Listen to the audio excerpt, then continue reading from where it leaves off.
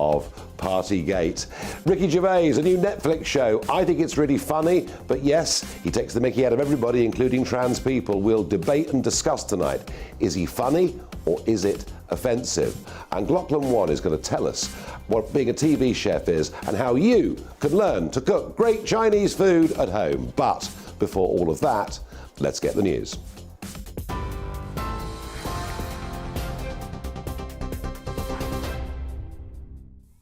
Good evening from the GB Newsroom. I'm Tamsin Roberts. The Prime Minister says he feels overwhelmingly that he should remain in office, no matter how bitter and painful the conclusions of the Sue Gray report. The 37-page document, which contains photos, highlights a number of events where many people gathered and alcohol was consumed excessively. It concludes that senior leadership must bear responsibility for this culture. Boris Johnson told our political correspondent Tom Harwood that although coronavirus restrictions were controversial, it was necessary to implement them at the time. So in hindsight, were the rules that you set simply too unclear, too illogical and too tight for too long? So I don't think the flaw was with the rules, Tom. I've got to, we should have recognised that the boundary between work events and socialising for people who are continuously working together in the same place was going to be hard to draw, and things should have been done differently, and they certainly are being done differently from now on. The Justice Secretary and Deputy Prime Minister Dominic Raab says the Prime Minister has reformed how Number 10 works. Transparency was important, accountability was important, but those investigations have concluded, and I think it is time to get on with the job. And I think most people watching this will expect the full energies of the government to be focused on their concerns, the bread and butter issues around the cost of living. A woman whose father died from coronavirus has responded to the Sue Gray report today and has accused the government of raucous and savage behaviour. My dad could barely breathe and speak to us. On the day that he died, we got a call from the hospital and were given two options of whether they would turn the machine off in front of us and he would die with us there, or they would turn it off, or they would let him kind of progress that afternoon and he would die that afternoon alone. And whilst we were experiencing that, the government was celebrating, drinking cheese and wine, organising parties together, making jokes about it, being rude to their security staff and their cleaners. It's disgusting. It makes me embarrassed to be British. Well, a Snap poll by YouGov has found that 59% of Brits think the Prime Minister should resign. The Texas governor says the teenage gunman who killed 21 people at a primary school posted on social media that he was going to shoot at a school half an hour before the attack. He also posted that he had shot his grandmother, who is now in a critical condition. 19 children and 2 teachers were killed while barricaded in a primary school classroom. The 18-year-old suspect, Salvador Ramos, was shot dead by an officer at the scene. Supermodel Kate Moss has told a court in America that Johnny Depp never pushed, kicked or threw her downstairs. She's testified at the actor's defamation trial against his ex-wife Amber Heard in the US. The model, who was in a relationship with Depp in the 90s, appeared via video link at the Fairfax courthouse in Virginia to speak about a holiday they'd taken together. Did Mr. Depp push you in any way down the stairs? No. During the course of your relationship, did he ever push you down any stairs? No, he never pushed me, kicked me, or threw me down any stairs. Kate Moss speaking there. This is GB News on TV, online and DAB+ radio. Now it's back to Nigel.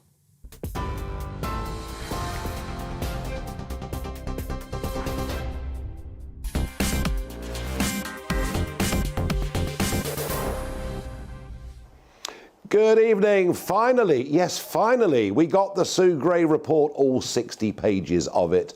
And probably this is going to be absolutely the last instalment in Partygate. I bet there are many of you, I'm one of them, who hope we never hear about it again.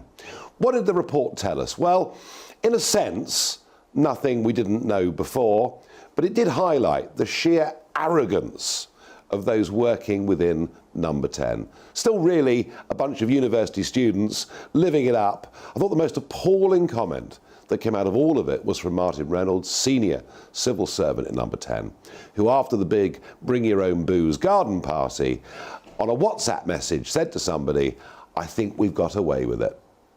And in many ways, that kind of sums up for me where we are. I think they have got away with it. I don't think in the longer term it'll do them any good. I think the Prime Minister's reputation is holed below the waterline. I don't think it can ever recover. In a snap poll this afternoon, 2/3 of the country thinks he should resign. But interestingly, of that same sample, 83% thought that he wouldn't resign, and I suspect that they're right. My own feeling is, led by Boris Johnson, they're out of ideas, they're in trouble, they've been in office for a long, long time, and they're heading towards the electoral rocks at the next election in 23 or 24. Have they got away with it? What do you think, guys? Farage at gbnews.uk. That's my view. Darren McCaffrey, our political editor.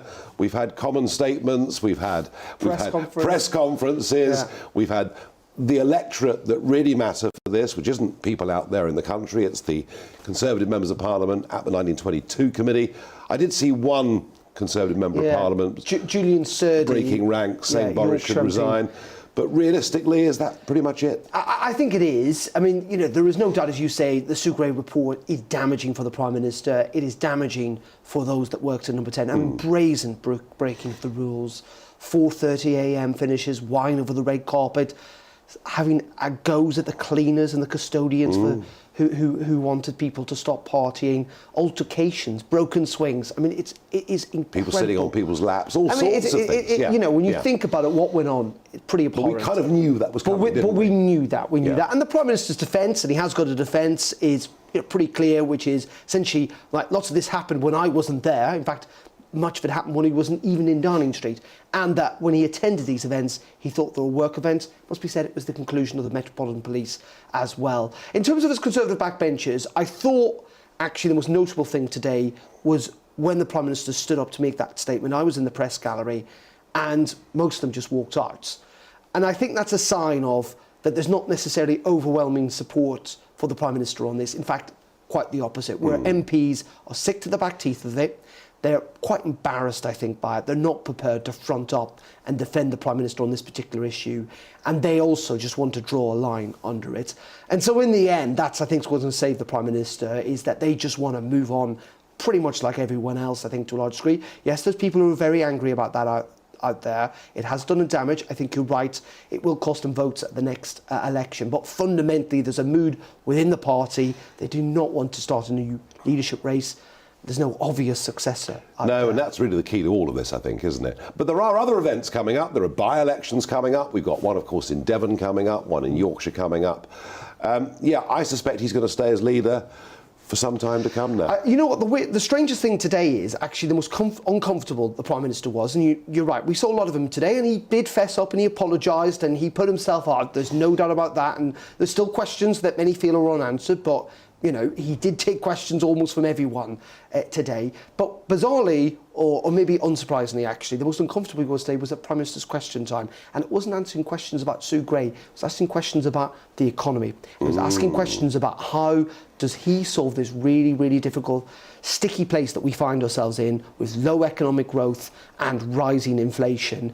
And it's undoubted tomorrow we're going to hear from the Chancellor, almost certainly there's going to be a windfall tax. Yes, it's going to be tapered to companies who invest more, but that's a bit of a humiliation for the government too. Labour campaigning for months on that. They've been all over the place, ruling it out, ruling it in. I knew they'd do it, Darren. When I heard the Prime Minister say he didn't like the idea, I knew exactly what he'd do. But I think once you've done it on this sector, why not other sectors that are doing well? Well, and I think this, but also I think this is part of the wider narrative where the government are really struggling is because it's so big, but what are they going to do? Because ultimately, whatever they do tomorrow, and I think it is going to be pretty big, talking about £11 billion, but it's not going to be enough. And that's the problem. This is not potentially ever going to be enough, and it's going to roll on for months and months, maybe well into next year. And I think that's the big challenge for Boris Johnson now going forward. And that's the real concern, I think, for the Conservatives coming into the next election is, yes, this will do some damage, but it will be nothing potentially to the economic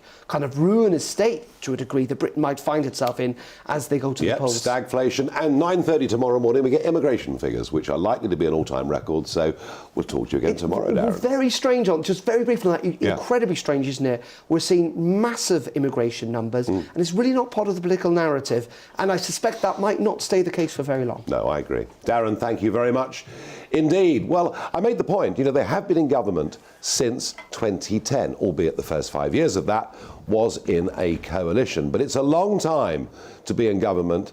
So by the time the next election comes, it'll be 13 or 14 years. And it is quite normal after those periods of time that governments do change. But I just have this feeling, as I said earlier, that under Boris Johnson, they're headed for the electoral rocks. Well, joining me is Lord Jonathan Marland, a former trade envoy, of course, to the Prime Minister. Jonathan, the party's out of ideas, isn't it? Well, we'll see. I mean, I think... Well, right now it's out of ideas. Oh, yes, right now. Well, of course, it's been crisis management of three big crises, and they are obviously beaten up by it. So now is the time they've got to show, as you've kind enough to have me on the programme before, Nigel, what they're going to do about cost of living crisis, what they're going to do about energy bills, which is something you and I have been in agreement with on, and what the future holds in this incredibly difficult time. I think, as you said, people have had Partygate now. I saw the polling yesterday, the Conservative polling yesterday, I was made aware of it. It's not something on the agenda. You're right in but it's done damage. It's done reputational damage. It's done to Boris Johnson in particular, of great integrity, and Boris, in fairness, has taken the brunt of it, even though, as your report very carefully said, he isn't complicit in a lot of this, but he has taken the brunt of it. That has done great damage to integrity. In fact, if the Labour Party have been involved up in Durham, it's done great damage to political integrity at a time where people want to believe in politics and politicians that they can solve their daily problems of cost of living, energy bills, etc.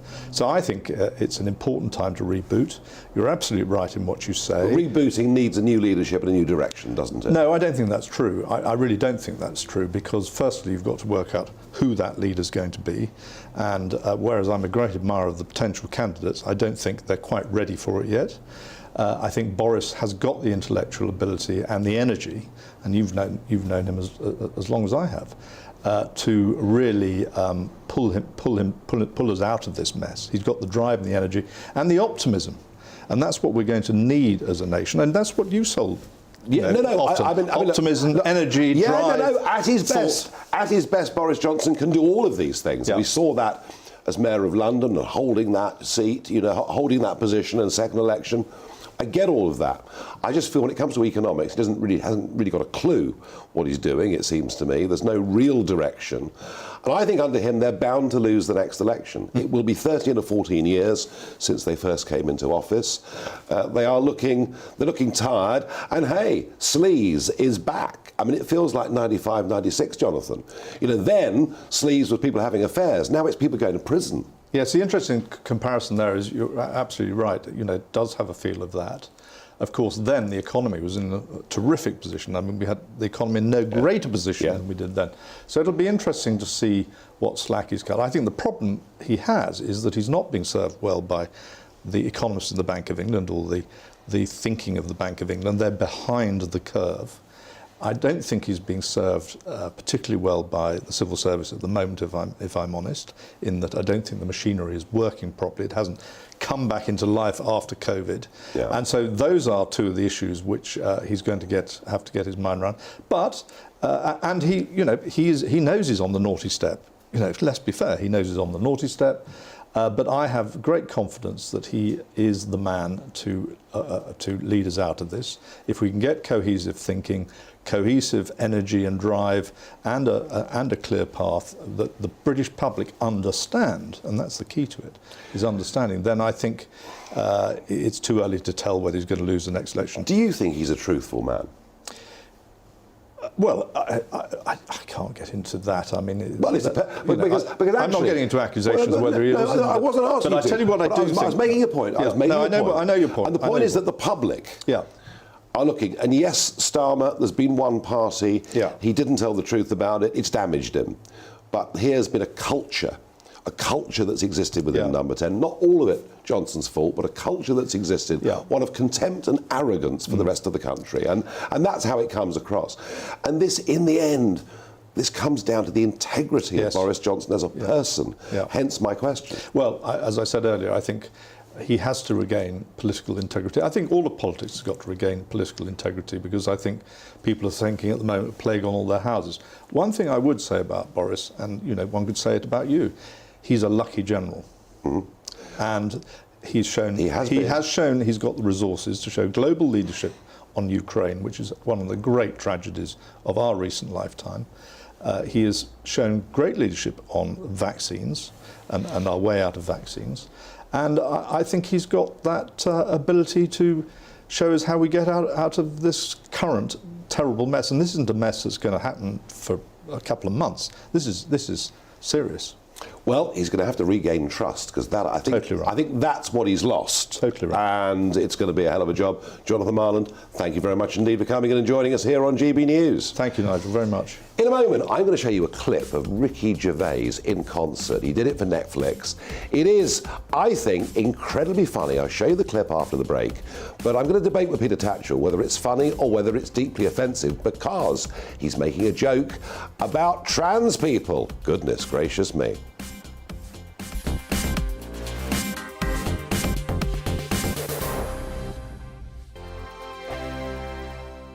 We are GB News. We're right across this great nation. On TV, on radio, on digital. Absolutely everywhere. We don't talk down to you. We embrace all voices. With honest and civilised conversation. We're not part of the establishment. We're one of you. And we're only getting started. Join us on GB News, the People's Channel. Britain's news channel.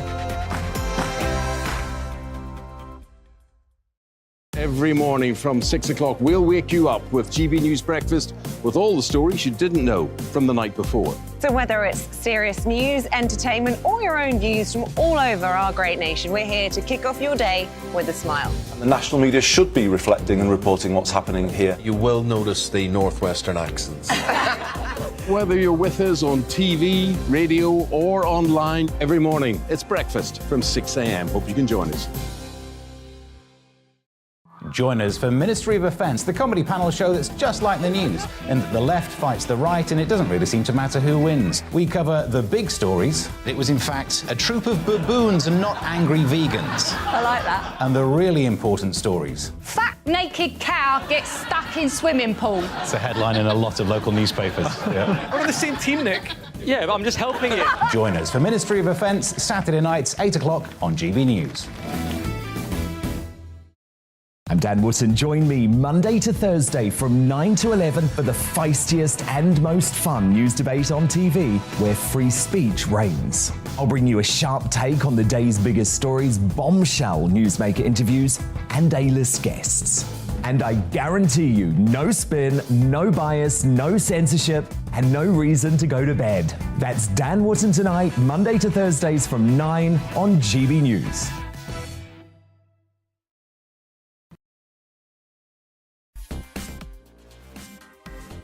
Coming up on The Mark Steyn Show. Fighting for a vaccine injury diagnosis, TV presenter Howard Griffiths opens up about his AstraZeneca ordeal, which he says has turned him into a different person with an invisible disability. Why did the Economic Forum decide to erase files that show Chinese Communist Party officials from Wuhan attended its events? Natalie Winters uncovers that one. Plus, former MP Harvey Proctor hits out at the PM for backing a former police chief who was at the helm of the force that wrongly investigated him over child abuse. All that and more on The Mark Steyn Show from 8 o'clock.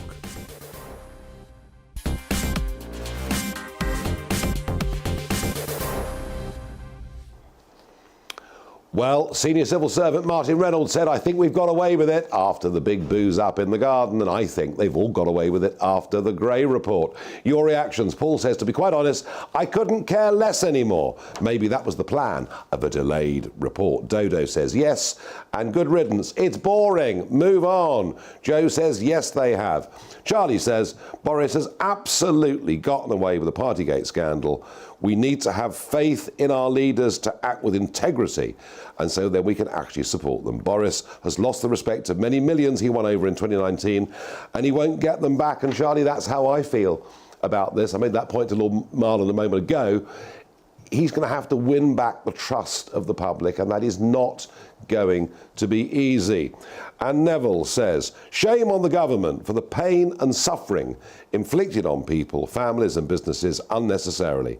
Rest assured, we won't be duped for a second time. And finally, Ryan says, they have for now, but who knows what else Dominic Cummings may have up his sleeve. I mean, I do hope that not only is it the end of Partygate, but I hope it's the end of us hearing about Dominic Cummings and this bitter and twisted campaign against his former employer. It really isn't very pretty. Now, humour. It's difficult being a comedian. We had Bobby Davro here in the studio last Thursday. So many jokes that comedians used to be able to tell, sketches they were able to put on television, that now simply aren't allowed. And indeed, if comedians go down that route, they very often finish up being cancelled. Ricky Gervais, in some ways, is in a slightly different class. He's one of those people who can get away with a lot more than anybody else. He's done a big new show for Netflix, and he does caveat all of this at the beginning by saying he's not directly attacking any groups or holding malice towards any groups, but he did have this to say about the trans community. Have a listen, see what you think. The old-fashioned women. Oh, God. You know, the ones with wombs. Oh. Those dinosaurs. No, I love the new women. I know the new women. They're great, aren't they? You know, the new ones we've been seeing lately. The ones with beards and they're as good as... They're as good as gold. I love them. No, it's the old-fashioned with it. And now the old-fashioned, they go like, oh, they want to use our toilets. Why shouldn't they use your toilets? For ladies. They are ladies. Look at their pronouns. What about this person that isn't a lady? Well, his penis. Her penis, you bigot. Well, listen, I think it's very good. I think it's very funny. I think it reflects perhaps the discomfort that many millions feel about the way gender is being reassigned, and a lot of people are confused by it, and there's Gervais making fun of it. But I have no doubt there are others who find this deeply, deeply offensive. How do we get the balance right on this? Because that actually is what it's all about. We're very pleased to say that Peter Tatchell is joining me, human rights campaigner, director of the Peter Tatchell Foundation. Peter, that was pretty funny as a clip, wasn't it? Well, I am a great fan of Ricky Gervais. 99% of the stuff he does, I absolutely think he's a brilliant comedian. But I do find it disappointing that he chooses to go for vulnerable people like the trans community. I mean, they are already getting enough stick without being mocked and ridiculed in comedy routines. And I know he did caveat his performance by saying that he totally supports trans rights and that he's just making a joke. It's not meant to be taken seriously. It doesn't reflect his point of view. But nevertheless, it does feed into the current toxic atmosphere about trans issues. And I would just sort of draw a comparison, you know. Can you imagine how we would feel if at the height of Enoch Powell's Rivers of Blood speech, comedians made racist jokes? I don't think we just dismiss it and say it's just a joke. That would be fueling, you know, a particular toxic racist narrative of Enoch Powell and others at the time. So I feel very uncomfortable about it. Peter, back in 1968, which is the speech you refer to, was when it was made, there were all sorts of jokes being told. I mean, there were almost no limits on the jokes people could tell, and I've no doubt some people found those jokes offensive and some found them funny. But you talk about the trans community as being vulnerable. Well, I saw a pregnant trans man on a Calvin Klein Mother's Day advert a few weeks ago. I mean, that individual was also busy with pictures on TikTok. Not all trans people are vulnerable, surely.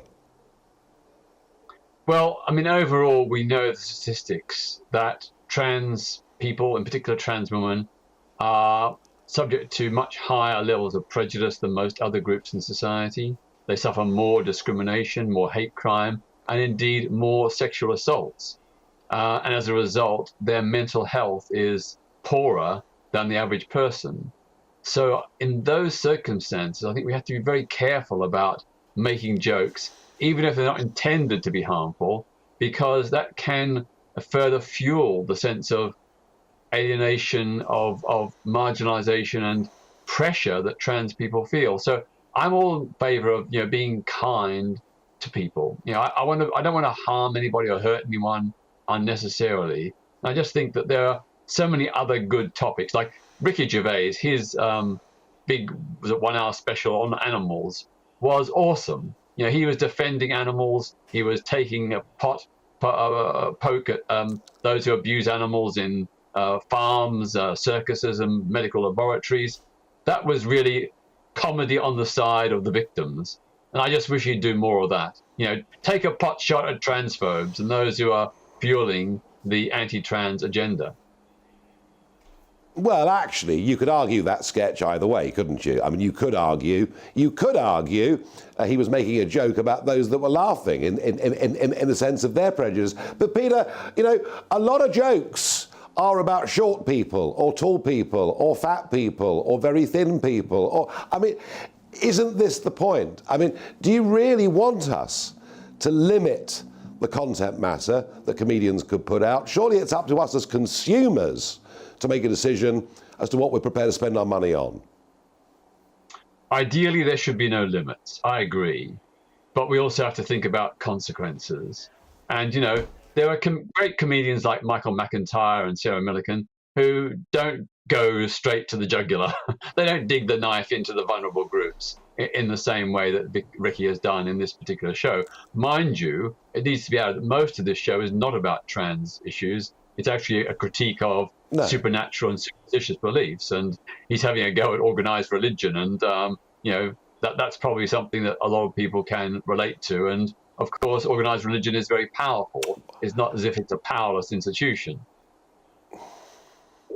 No, but also there are lots of people involved in organised religion who may well find that offensive. I mean, it may be a few years ago, but the life of Brian caused outrage amongst the churches, if you remember, when it came out. Maybe, Peter, the answer to all of this is maybe we all need to get a bit of a thicker skin. And maybe what Ricky Gervais has done is to reopen the door to comedians being able to make fun of a wider range of subjects. And maybe that's a good thing if we believe in free speech, even if at times it's in bad taste. Well, on your point about, people of religious belief being offended, I think there's a big difference between ridiculing an idea and ridiculing a person. I may not agree with everyone, but, I try to avoid, ridiculing or disrespecting people, but I will certainly challenge some ideas that I find disagreeable and offensive. And I think we need to make that distinction. What Ricky has done here is not targeted an idea, he's targeted a group of people who are already on the receiving end of an awful lot of toxic abuse. And I just think he could find, better, stronger targets and, go for the rich and the powerful, go for the people who've got, plenty and privilege. Go for those people rather than the weak and the vulnerable. All right, Peter Tatchell, as ever, great to talk to you. Thank you for coming on the show here with me on GB News. Well, we're all going to have different points of view. I just think it's actually very funny, and I think he's got the courage and the guts to take on issues that many other comedians are now just too frightened to talk about. And that is something that is really important in a free society. And I think he's actually beginning to turn that around. So I have to say I praise him fully for it. Now, my What the Farage moments today, well, the first one really is pretty astonishing. And it's fuel prices. Now, oil is still trading at around about $113 a barrel. It hasn't really moved for several weeks, and yet the price at the pumps still goes up. This morning, the average petrol price was £1.70 a litre, and the average price for diesel was 181 pence a litre, although I did see, coming in through South London today, 183s and 184s on diesel. Something is happening here. I don't know. I just feel that we are being ripped off. I feel that 20% VAT on all of this is just too excessive. And we're going to get a big statement from the Chancellor, Rishi Sunak, tomorrow. He's going to put in place, we believe, these windfall taxes on oil and gas companies. But I think the price at the pump equally is as much of a concern as what people's gas bills are going to be in, say, the October of this year. And I want to appeal to anybody out there that knows this industry well, because I checked the other day, I had Howard Cox on from the Fair Fuel campaign, and I checked his numbers, and he's right. Wholesale diesel is cheaper than wholesale petrol at this moment in time by 7 or 8 pence a litre. And yet, at the pumps, diesel is between 13 and 14p more expensive than unleaded. I've tried to research this. I've tried to find the answer. I can't get to the bottom of it. I can't help feeling we're being absolutely ripped off in the most extraordinary way. But if somebody out there, please, has got the answer to this, let me know what it is. Farage at gbnews.uk. Now, are we going back to the 1970s? Strikes, strikes, strikes. Why do we bother? Because the RMT have held a ballot of their members. Their members have overwhelmingly backed strike action. It's now in the hands of their General Secretary, Mick Lynch, to decide when this is going to be.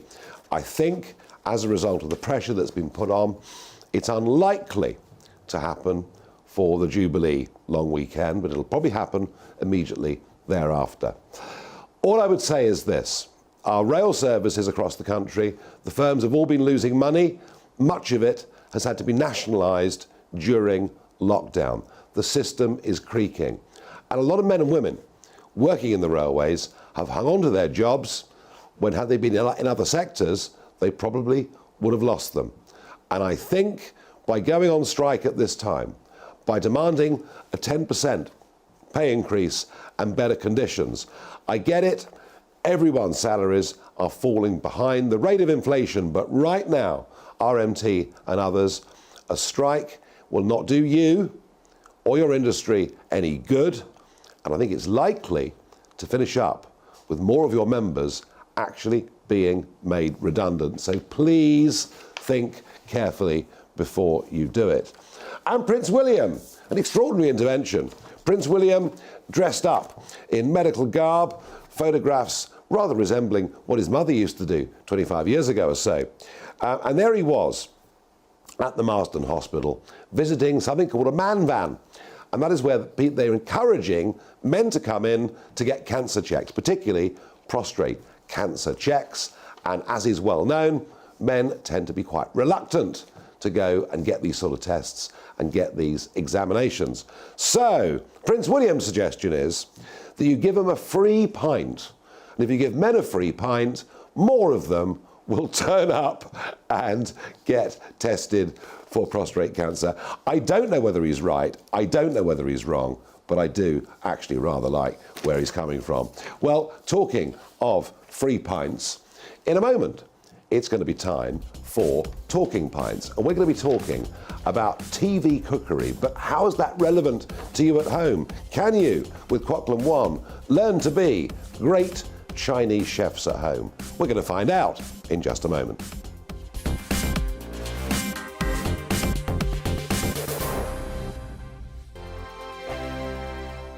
We are GB News. We're right across this great nation. On TV, on radio, on digital. Absolutely everywhere. We don't talk down to you. We embrace all voices. with honest and civilised conversation. We're not part of the establishment. We're one of you. And we're only getting started. Join us on GB News, the People's Channel, Britain's news channel. Every morning from 6 o'clock, we'll wake you up with GB News Breakfast with all the stories you didn't know from the night before. So whether it's serious news, entertainment, or your own views from all over our great nation, we're here to kick off your day with a smile. And the national media should be reflecting and reporting what's happening here. You will notice the northwestern accents. Whether you're with us on TV, radio, or online, every morning, it's breakfast from 6 a.m. Hope you can join us. Join us for Ministry of Offence, the comedy panel show that's just like the news, and the left fights the right, and it doesn't really seem to matter who wins. We cover the big stories. It was, in fact, a troop of baboons and not angry vegans. I like that. And the really important stories. Fat naked cow gets stuck in swimming pool. It's a headline in a lot of local newspapers. Yeah. We're on the same team, Nick. Yeah, but I'm just helping you. Join us for Ministry of Offence, Saturday nights, 8 o'clock on GB News. I'm Dan Wootton. Join me Monday to Thursday from 9 to 11 for the feistiest and most fun news debate on TV, where free speech reigns. I'll bring you a sharp take on the day's biggest stories, bombshell newsmaker interviews, and A-list guests. And I guarantee you, no spin, no bias, no censorship, and no reason to go to bed. That's Dan Wootton tonight, Monday to Thursdays from 9 on GB News. On GB News, we're celebrating the Queen's Platinum Jubilee with 4 days of special coverage between the 2nd and the 5th of June. Join us live up and down the country, sharing your memories from Her Majesty's extraordinary reign. Please send in your stories by emailing us at jubilee@gbnews.uk or tweet us at GBNews. We can't wait to hear what you have to say. GB News is the People's Channel.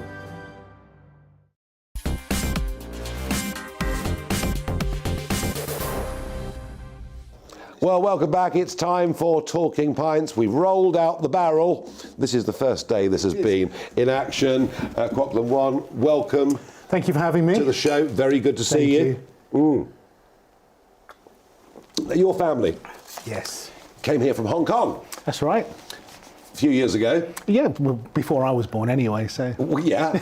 And it's interesting, isn't it? Because a lot more families are now coming from Hong Kong. And I guess when you came here, when your family or grandfather came here, the Hong Kong economic miracle hadn't really kicked off. No, I mean, obviously they were going through the civil. There was like a lot of things happening in China at the time. So it was about 1955. Yep. And obviously my granddad and my grandma, who were in Hong Kong, the Chinese were jumping the border, so it made it quite uncomfortable because their village actually bordered, was actually on the border. So, and they had they were given the opportunity to move to England, and so my granddad jumped on a boat, and literally was a slow boat from China. It took a month to get here, and slowly started to bring the family over.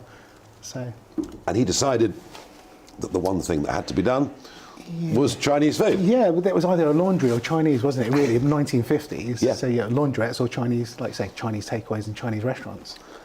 So that tradition's gone. You're now generation 3 doing this. Yeah, 3rd generation. So yeah, so Dad came over.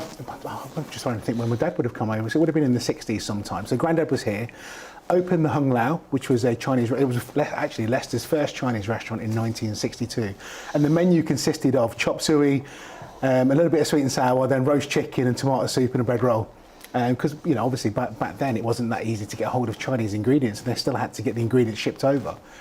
And then Dad came over and started to work in the restaurants, and and then obviously it got passed down to me. Do your family? I mean, do you still have any contacts in Hong Kong? Family members, that sort of thing. Yeah, so we're quite lucky actually because the land borders China. We actually own quite a lot of property still that borders China. There's a place called Shuttlecock or Tam Shu Hang. And so yeah, my cousins are over there, my uncles are over there. They, cousins like me, British-born Chinese, but decided to go back to Hong Kong and live out the rest of their life over there. So Yeah, it's having a troubled time, isn't it? Yeah, you know, it's strange as well because obviously you hear the press here and then obviously what's going on. But then when I talk to my cousin, whether he's right or he's particularly one cutaway, and I say, you know, well, how is it over there? And he goes, it's fine. So it's strange that I would get that report from him when we hear about what's actually going on. Well, I guess it's fine if you're not critical of the government or wanting to stand in an election for a party that's not aligned with the Chinese Communist Party. But I guess if you're just living your life, that's it. I think if you keep yourself to yourself and you just get on with your job or get on with your life, I don't think there's a problem. But then, like you say, there are other Chinese that I know that have recently come to England, and they've had to come to England because they've said something out of turn or out of line, and the Chinese government didn't like it, and all of a sudden they are literally running for their lives. So again, you're hearing one story from one person, another story from someone else. So, and I guess it's like same coin, two sides. Yeah. So Chinese cooking, Chinese restaurants, the culture of Chinese food here in this country has changed a bit since that restaurant opened in Leicester in 1962. Just a bit. Would you say, on balance, you think most Chinese restaurants are pretty good? I mean, how do you... When you look around... No is the answer. Right. I think the problem is now is that like I say, my generation and obviously the generation after me, are they really still going into restaurants? So you can go to a restaurant, like back in the day, you go to a Chinese restaurant, you can guarantee if you ordered the roast duck or the sweet and sour or even a curry, you were pretty much guaranteed to get a certain standard. Whereas now I think it's been diluted down so much that now it really is hit and miss. And the thing is, we can go to a Chinese restaurant or takeaway and we can have one meal and it's fantastic. What a great meal. We go back the following week and it's rubbish. Why? Is the chef changed? Is there something not right? Is information not being passed down like it was?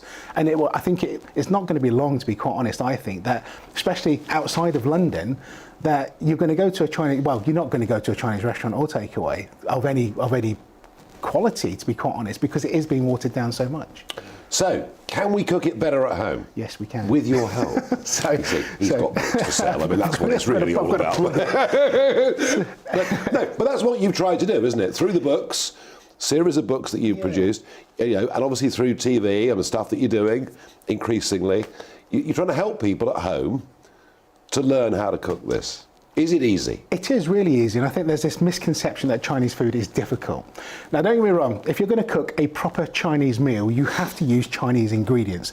Now, that might sound like it's common sense, but it's not, because you can walk into any major supermarket now and you can buy a soy sauce or an oyster sauce or even a five-spice. The problem is, because it's not the authentic taste that you would get from a Chinese supermarket, you're then doing your chili and salt ribs, or you're cooking a chow mein which has got oyster sauce in it, and it's tasting a little bit off. It could be it's a little bit more sour, or it's too sweet, or the five spice just really hasn't got that punch. So, when I tell anybody, really, if you're going to cook Chinese food, use Chinese ingredients. Where do they get them from? It's so easy these days. I don't know any major city that doesn't have a Chinese or Oriental supermarket, and you've got Amazon, to be quite honest. I mean, the pros and cons of Amazon, but the pro is that you can get anything. It can be delivered at your door next day. All of this stuff could be with you within 24 hours. Yeah. It's very interesting. I mean, I got the feeling with lockdown, restaurants closed, pubs closed. Yes, people were queuing at supermarkets and all the rest of it, but actually people were going to butchers and fishmongers kind of in a way that these local businesses hadn't seen before, and wanting to learn about different cuts of fish and meat and all the rest of it. And I'm guessing in your game that lockdown must have been quite good. For the books, it was fantastic. I even filmed a show throughout lockdown called Chinese Takeaway Kitchen. It's available on Amazon. That's fine. I don't mind. That's fine. But again, because people were sort of like, it's become part of their habit. On a Friday night or a Saturday night, the family you've had a hard week. We're going to go home and we're going to sit down and have a meal together. Now that meal could be an Indian takeaway, it could be a Chinese takeaway. But all of a sudden, through lockdown, that wasn't available anymore, and these families were craving that taste, that experience, that family time. Because all of a sudden, we've been thrown into this mix, and we can't leave the house, and we can only leave it. And they're starting. They need something to look forward to. And who wouldn't miss? If your favourite thing on a Friday night is a beef curry, fried rice, and chips and Chinese chips. and all of a sudden that's not available anymore. Of course, I was one of the few, I would say few, I was one of the many that queued up the day that we found out McDonald's was going to close. Not that I like McDonald's that much, but purely because I thought, oh, you know what, I really fancy a chicken burger, because I knew I wasn't going to be able to get it, and no one knew how long it was going to be. I'm quite shocked by this, really. But this is the reality of people, you see. Don't get me wrong, I haven't had a McDonald's now. My mind just saying that, it was not that long ago, actually. But, you know, I can go 6, 7, 8 months without a McDonald's. But as soon as I knew that it wasn't going to become available, it became attractive. I had to go, you know what, that's going to be really difficult to mimic at home. Whereas, you know, I've got fantastic Indian cookbooks, obviously I can cook Chinese, Italian food. But McDonald's, how am I going to do that at home? I'm not going to be able to do that at home, so therefore I'm going to go and queue like everybody else for 45 minutes to get a chicken burger. Now, how did you get, obviously doing the books, I understand that, but how did you get the breaks with television? Because there's so many people want to do cooking shows on television. How did you get through? Yeah, I guess sort of like it's because, I suppose, number one, heritage. So I'm a third generation restaurateur. I'm not one of these, I'm not just saying I can do this. I did this for a living and I'm part of that, you know, that heritage. Number two, I've been a teacher for the last 20 odd years. So I teach martial arts. Yep. So therefore I knew I could teach someone how to toss a chow mein or cook a fried rice or do a Szechuan duck. And I think because people saw that, I got invited to go on to certain shows. You know, I started off on This Morning. Yep. I'm now on Pat Lunch with the amazing yeah. Actually, who've just been nominated for an NTA. So come on, guys, Can't be bad. Get out there and start Can't voting for Steph's Pat Lunch. I've got to get that in. Sorry. Yeah, no. And you enjoy telly? And I love TV. I love live TV. I found filming Amazon quite straining because there was scripts to learn. Yeah. Whereas now we can just go for it. Retakes and different angles. Exactly. And you got to, exactly. You know, as you know, with so many cameras. Yeah.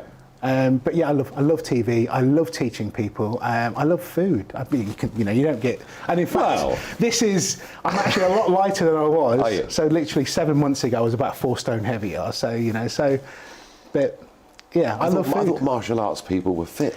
People, you know what? I was the fastest 27 stone bloke you'll ever meet. Right. Literally. I wouldn't have argued with you, I promise. Yeah, back then, obviously, you know, I'm only 20 stone now, but yeah, I think it's muscle memory. When you've done something for such a long time, it's strange. I don't know if you noticed, I was hobbling when I came into the studio. It's just because I'm waiting for a hip operation. That's 45 years of round kicks.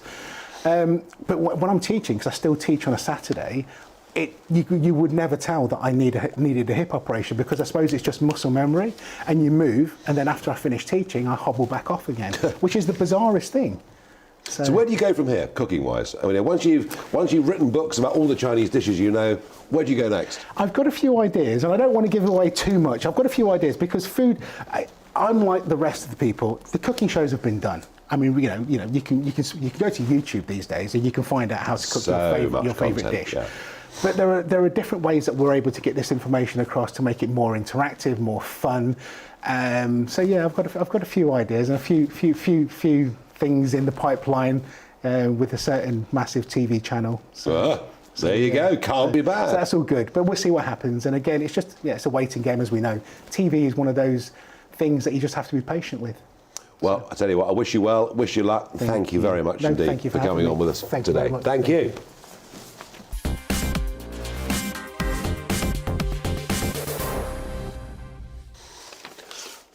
Okay, we've got a little bit more time tonight for Barrage the Farage. I get complaints that I don't do enough of your questions. Well, tonight we will, and I've kept him here just in case I get any difficult ones. So let's give it a go. One viewer asks, here we go, this is one for you.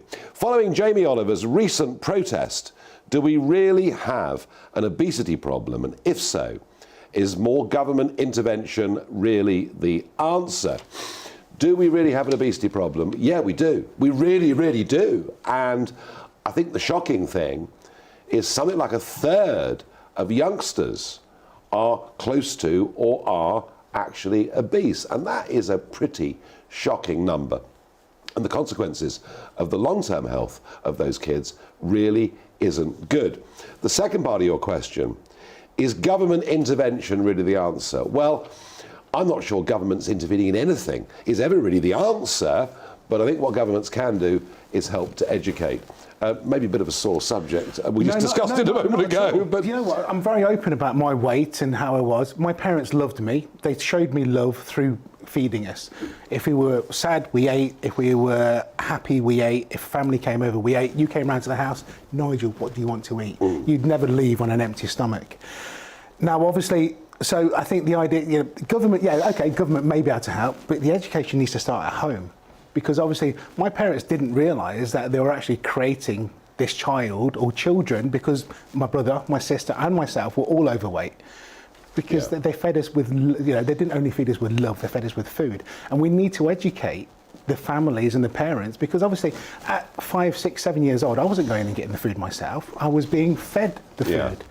So the answer is, I think, is, and this is someone from experience, my children aren't fat.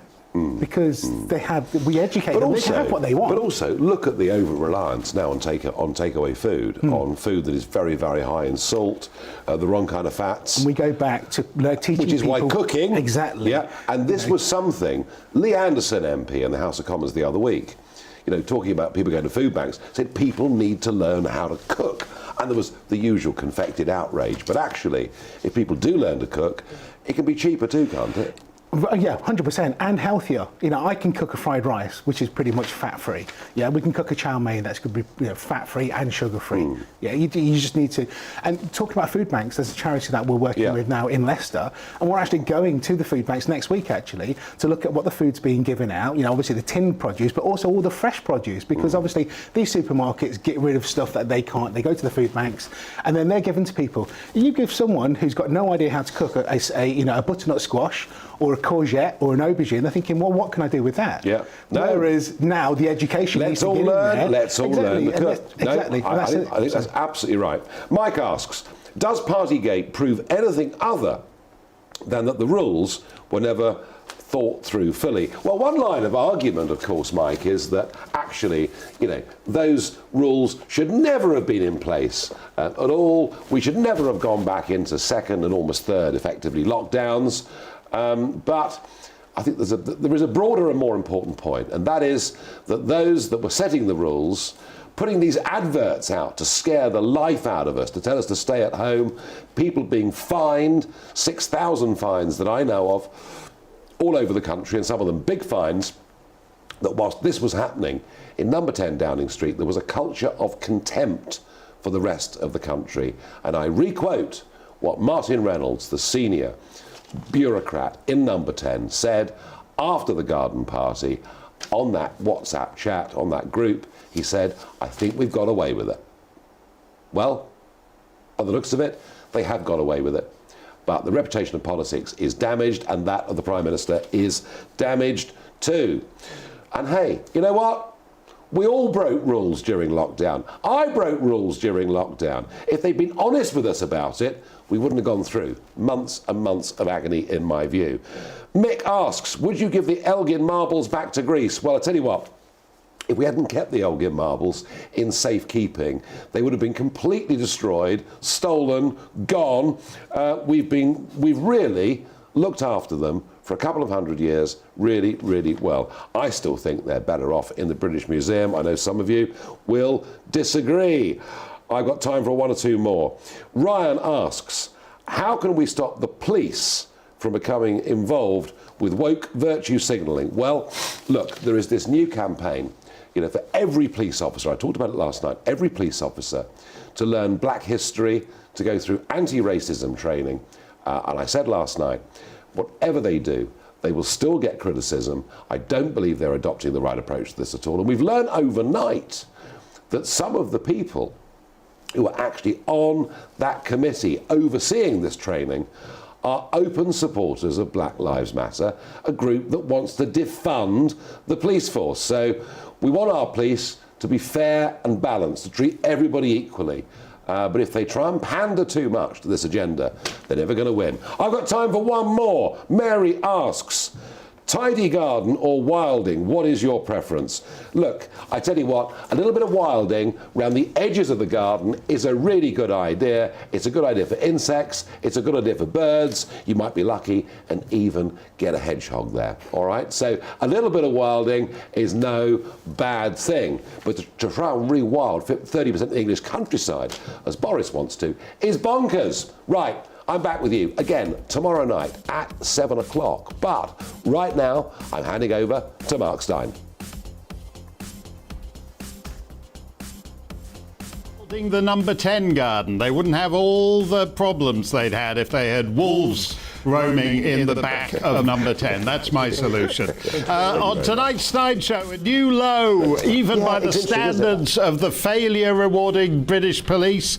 We'll hear Bill Gates' plans for your life. Direct from the Spectre board meeting in the hollowed-out Alp in Davos, we meet another victim of the vaccines. And while you're still getting jabbed for the old pandemic, the Wuhan Institute has moved on to the new pandemic. All that coming up after the weather.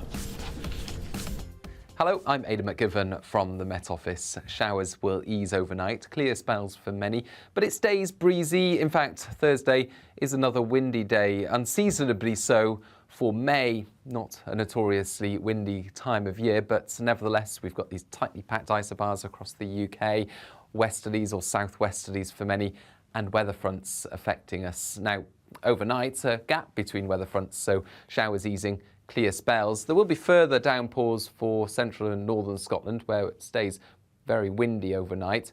And for Northern Ireland, for southwest Scotland, turning increasingly damp by the end of the night.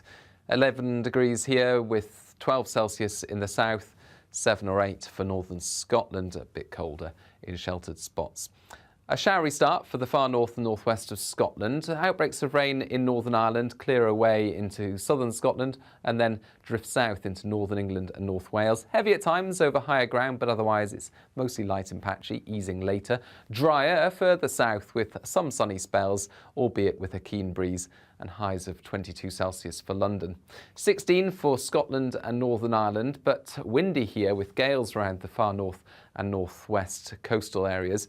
And further showers coming through, and they'll continue for northern Scotland during Thursday night into the start of Friday.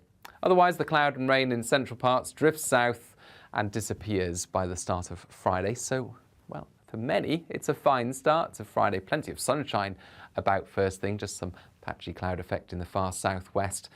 And it stays mostly sunny for England and Wales, at least, into the afternoon. But cloudier skies will affect Scotland and Northern Ireland. Staying breezy here, with that breeze bringing further showers into the north of Scotland.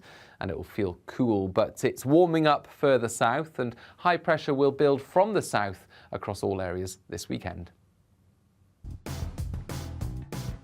Coming up on Dan Wootton tonight, as Sue Gray's Partygate report finally lands after an exhausting and frustrating 6-month farce. What does it mean for the PM and under fire slippery Keir Starmer? And did we actually need to go through any of this in the first place? I'll bring you the best debate and analysis live that you won't see in the MSM. And there's unfiltered opinion from US superstar journalist Megan